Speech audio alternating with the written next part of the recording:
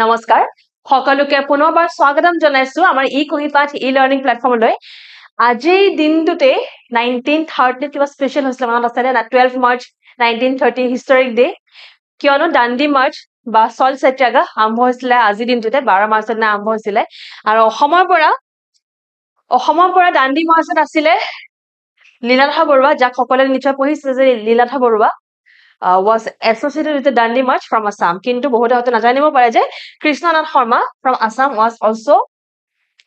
associated with the Dandi March. So আজি আমি বিশেষকৈ পঢ়িম about Liladhar Barua and Krishnanath Sharma. Also a few facts about Dandi March. ঠিক আছে? So আৰম্ভ কৰোঁ with Liladhar Barua. So this is the picture যোনটো আমি পাইছো যোনটো website বিলাকত available আছে. So লীলাধৰ বৰুৱা তেখেত আছিল গুৱাহাটী হয় গুৱাহাটীত জন্ম হৈছিল 1908 চনত 6 মাৰ্চত জন্ম হৈছিল তেখেতৰ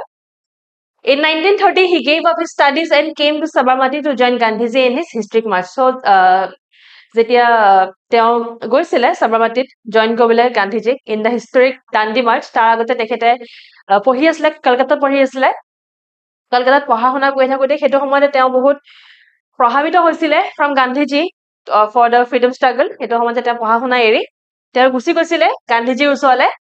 to join in a historic march. He was arrested and sentenced to 4 months imprisonment for selling contraband salt. Contraband salt মানে কি হয় contraband salt মানে যদি নিমখটো নিজে illegally বনায় মানে tax pay নকৰাকৈ যদি বনায় সেই নিমখটো tax pay নকৰাকৈ বনালে ঘৰতে যদি বনায় তেনেকৈ ট্ৰেডিশনাল ৱেত বনায় যদি এটো ইম্পোৰ্ট কৰে বিক্ৰী কৰে নিজৰ ভাৰতৰ বাহিৰত বা নিজৰ টেৰিটৰি বাহিৰত যদি বিক্ৰী কৰে ইলিগেলি তেন্তে হেতুকে কোৱা হয় কন্ট্ৰাবেন্ড সল সো হে কন্ট্ৰাবেন্ড সল বিক্ৰী কৰাৰ কাৰণে সেল কৰাৰ কাৰণে তেখেতক এৰেষ্ট কৰিছিল আৰু সেন্টেন্স কৰিছিল 4 মাহৰ কাৰণে হি ওপেন দা সাম সেৱা আশ্ৰম সো আসাম সেৱা আশ্ৰম নামৰ এখন আশ্ৰম তেখেতে খুলিছিল আসাম সেৱা আশ্ৰম এইখিনি হল লীলাধৰ বৰুৱা বিষয় নাও চাই নো about few lines about Krishnanath Sharma so Krishnanath Sharma যোৰহাটৰ আছিল 1887 তেখেতৰ জন্ম হৈছিল 1887 and he hailed from Jorhat. Sharma was one of the many followers of Gandhi in the 1913 Dandi March to break the salt law. So ইয়াৰ আগতে এটা বহুত ধুনীয়া এটা story বুলি কৈছো but আমাৰ exam কাৰণে বহুত important হয় 1934 ত যেতিয়া গান্ধী ভিজিট কৰিছিল গান্ধীজি যেতিয়া অসমলৈ ভিজিট কৰিছিল 1934 ত ভিজিট কৰোঁতে মহাত্মা গান্ধী on April 18 ঠিক আছে 1934 April 18 তাৰিখে Mahatma Gandhi opened a namghar to the Dalit community which includes sweepers and manual scavengers. This namghar belonged to Krishnanath Sharma. So Dalit community kane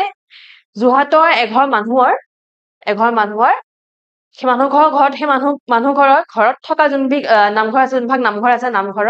দৰ্জা মুকলি কৰি দিছিলে সকলো মানুহৰ কাৰণে লাগিলে তেওঁ sweeper and hawk বা manual scavenger hawk. So ultimately Dalit community kane mane jak Gandhiji jak naam disle Harijan boli Gandhiji jak naam disle Harijans boli he Harijanor kane Krishnanath Sharmar ঘৰৰ নামঘৰ ভাগৰ দুৱাৰখন তেওঁ মুকলি কৰি দিছে সকলো কাৰণে সেইকাৰণে actually history এই ডেট টো 18 April 1934 এই ডেট টো থাকি গল আৰু কৃষ্ণনাথ শৰ্মাৰ নামটো থাকি গল সো এখন ফটো হল কৃষ্ণনাথ শৰ্মা আৰু ইয়াৰ আগতে পঢ়িলে Liladhar Barua Now we silent few facts regarding our exams about Dandi March. So Dandi March কিয় important Dandi March ত কি ঘটনা ঘটিছিল কেনেকৈ কি হৈছিল কিন্তু যিখিনি তথ্য আমাৰ exam কাৰণে লাগে কিন্তু চাই লম The Salt March also known as Salt Satyagrah Dandi March and Dandi Satyagrah was started on 12 March 1930. So date to important হয় যে 12 মাৰ্চত আজি দিনটোতে 12 মাৰ্চৰ দিনা 1930 চনত আৰম্ভ হৈছিল Dandi March কিন্তু Dandi March কি বুলি কোৱা হয় Dandi Satyagrah বুলি কোৱা হয় Salt March বুলি কোৱা হয় Salt Satyagrah বুলি কোৱা হয় ঠিক আছে পৰীক্ষা Salt Satyagrah হওক Dandi March হওক একেটা মিনিং আছে ঠিক আছে Gandhi started this march with 78 of his trusted volunteers so 78 John volunteers তো তেখেতে আৰম্ভ কৰিছিল পাছলে সংখ্যাটো বাঢ়ি গৈ থাকিলে This march started from Sabarmati ashram to Dandi so march to ক'ৰ পৰা ক'লৈকে আছিল Sabarmati ashram পৰা আছিল Dandi লৈকে which was called Navsari at that time so he Dandi যোনটো জায়গা হয় সেই দাণ্ডি জায়গাটো আজি দিনা দাণ্ডি বুলি আছে কিন্তু সেইটো সময়ত নাফসাৰী বুলি কোৱা হৈছিল নাফসাৰী বুলি কোৱা হৈছিল আগৰ সময়ত The 24-day march lasted from 12 March 1930 to 6 April 1930 so কিমান দিনীয়া আছিল 24 দিনীয়া আছিলে 24 ডেজ লাগিলে সাবৰমাটিৰ পৰা দাণ্ডিলৈকে যাওঁতে 24 ডেজ লাগিছিলে আৰু আৰম্ভ হোৱাটো মই কৈছে 12 মাৰ্চ আৰু শেষ হৈছিলে 6 এপ্ৰিলত 6 এপ্ৰিলত গান্ধীজীয়ে তাত হাতত নিমখ বুটলি লৈ সেই লটো ভায়োলেট কৰিছিলে এইটো কাইণ্ড অফ চিভিল ডিsobedience আছিলে The Satyagraha মানে salt satyagraha এটা কৈছে The Satyagraha against the salt tax continued for almost a year ending with Gandhi's release from jail and negotiations with Viceroy Lord Irwin at the second roundtable conference so Gandhi release যেতিয়া হল তেতিয়া salt satyagraha শেষ হৈছে নিয়মতে so Gandhi release হল আৰু Lord Irwin Viceroy Lord Irwin asile তেতিয়া তেওঁৰ লগত কিছু negotiations হৈছিলে at the second roundtable conference so second roundtable conference negotiations হৈছিলে with Lord Irwin কা হৈছিলে গান্ধীজী হৈছিলে Lord Irwin লগত negotiations so salt satyagraha এটা আছে যোনটো Vedaranyam salt march বুলি কোৱা হয় so Vedaranyam salt march start কৰিছিলে C Rajala Gopalachari so while Gandhi marched along India's west coast গান্ধীজীয়ে march কৰিছিলে ইণ্ডিয়াৰ পশ্চিম ফালে march কৰিছিলে west of পিনে হয় নাই গুজৰাট west of পিনে আছে সেইফালে march কৰিছিলে his close associate C Raja Gopalachari organized the Vedaranyam salt march in parallel on the east coast so একে সময়তে parallelly তেওঁ আমাৰ east coast মানে পূব ফালে তেখেতে salt march আৰম্ভ কৰিছিল salt march কি বুলি কোৱা যায় Vedaranyam salt march his group started from Tiruchirappalli in Madras presidency বৰ্তমান তামিলনাডু হয় to the coastal village of Vedaranyam so আৰম্ভ কৰিছিলে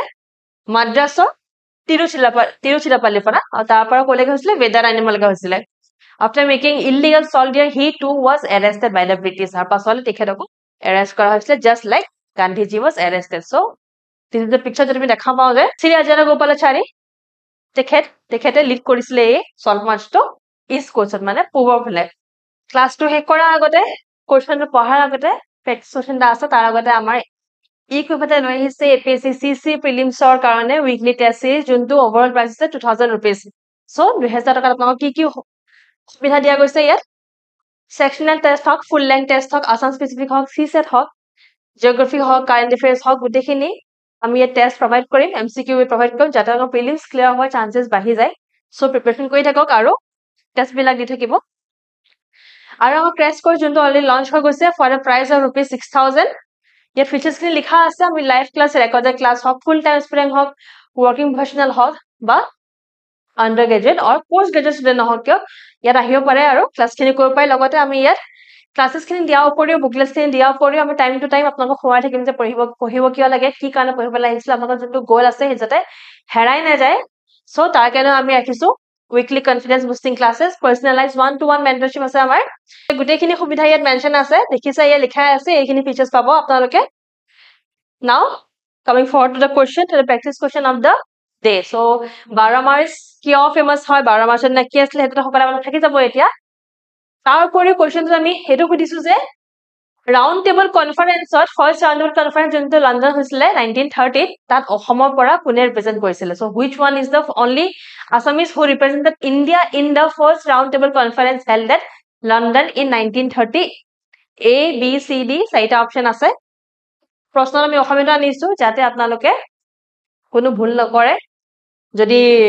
কিবা অসুবিধা হয় ইংলিশত কব তেন্তে কোৱেশ্চনটো আসামিজতো আছে ঠিক আছে সো হে দুটা কোৱেশ্চনস থাকিলে আনসাৰ দিব আনসাৰটো আমাৰ ডেসক্ৰিপচনত থাকিব ক্লাসটো হেক কৰা আগতে এটো চ্যানেলটো জয়েন কৰি লব এই ক্লাসটো পিডিএফ টো আপোনালোকক এই চ্যানেলটো প্ৰভাইড কৰি দিয়া হ'ব যদি ভাল ভাল লাইক কৰিব শেয়াৰ কৰিব সাবস্ক্ৰাইব কৰিব ষ্টে টিউন থ্যাংক ইউ